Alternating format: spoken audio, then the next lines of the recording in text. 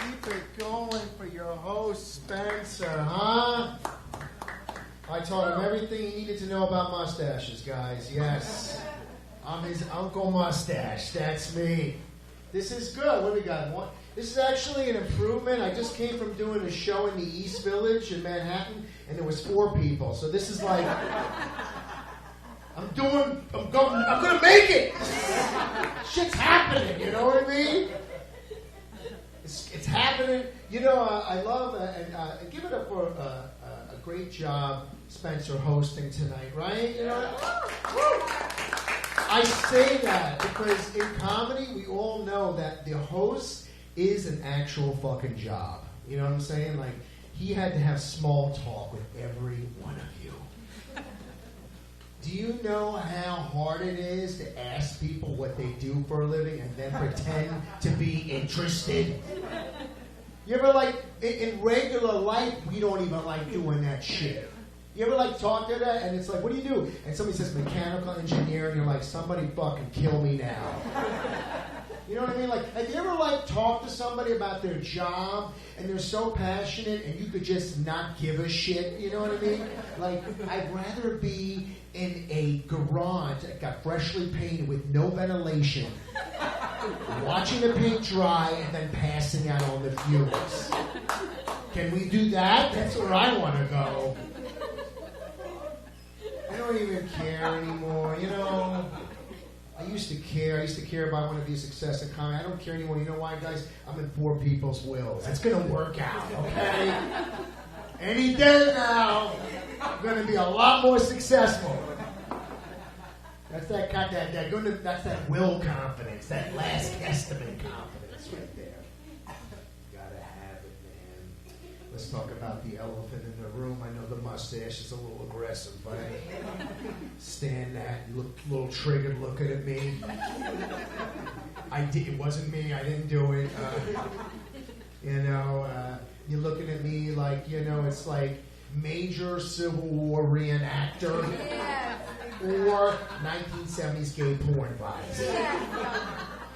And to be honest with you, I don't blame you. I don't. You know, we live in a judgmental society, and that would be a very correct assumption. But you guys look very smart, so let's not be superficial. Want to dig deep? Let's dig deep. You ready?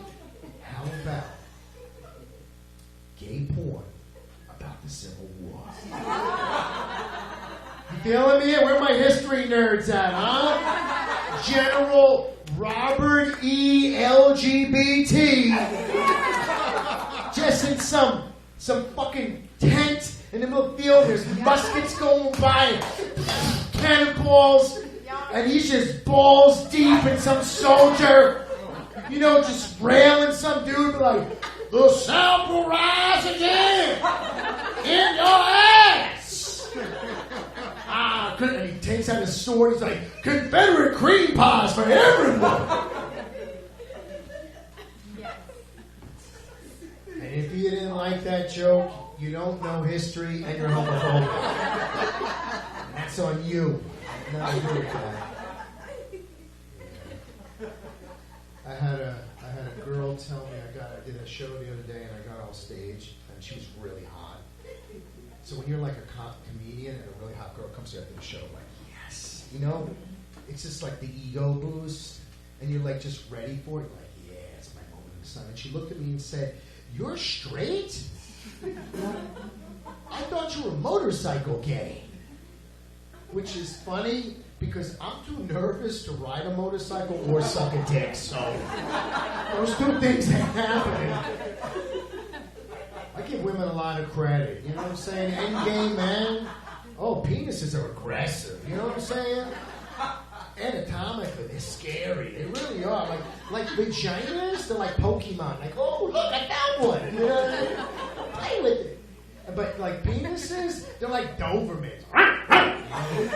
They're foaming at the mouth. Like, keep that thing away from me. I see that. You know what's scary? Like, you ever be pleasuring yourself, you know? You remember like when you were a kid, when you were like 14 and you do it, and then your own dick would scare you. You're like, whoa, what's going on? You know what I'm saying? Imagine other people seeing that. It's terrible. It's not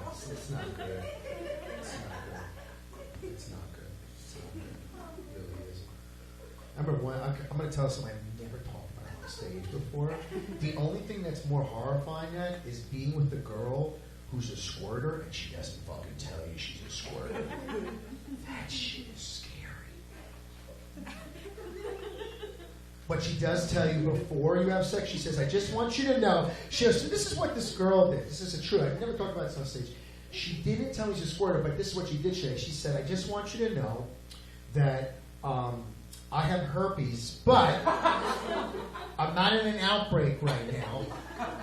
And I understand if you don't want to go. And I was like newly sober and really horny, so I was like, that's okay. You know?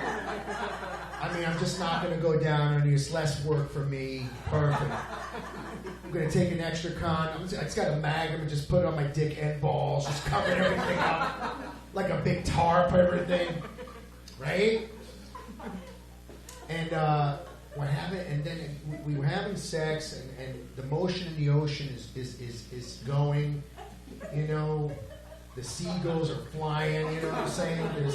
There's sprays of mist. You know, and then you see how red, like you got that nice red color in your cheeks right there. It's blush. Imagine that times 10.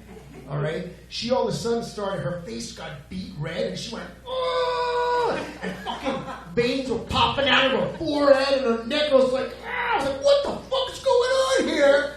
And then she started spraying everywhere, and it scared the shit out of me. You know? She gave me the herpes disclaimer, but she didn't tell me her vagina was like Old Faithful. You know what I'm saying? I just felt open. I wanted to tell you. Never. It's never been done.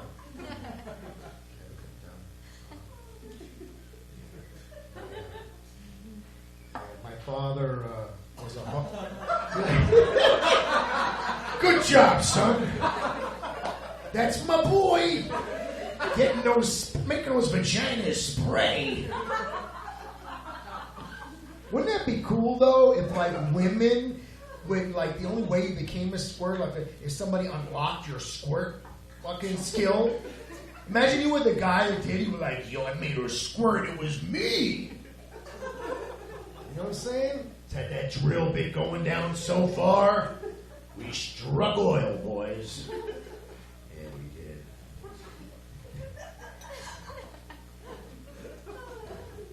I feel like I'm like the inappropriate uncle you always should have.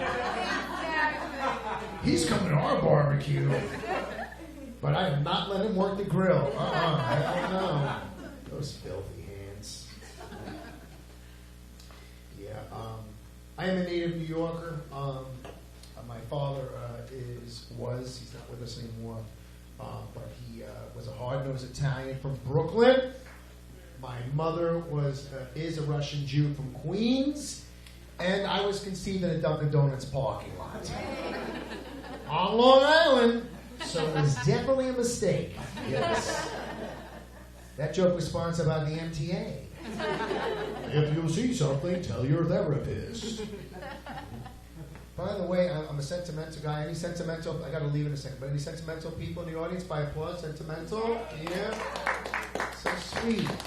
You know, wear your heart on your sleeve. Express yourself. You know what I'm saying?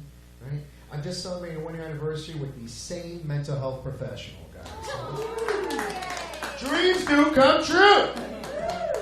Why do they make it so hard to find good mental health in this country? I gotta go, but I gotta tell you this. Why?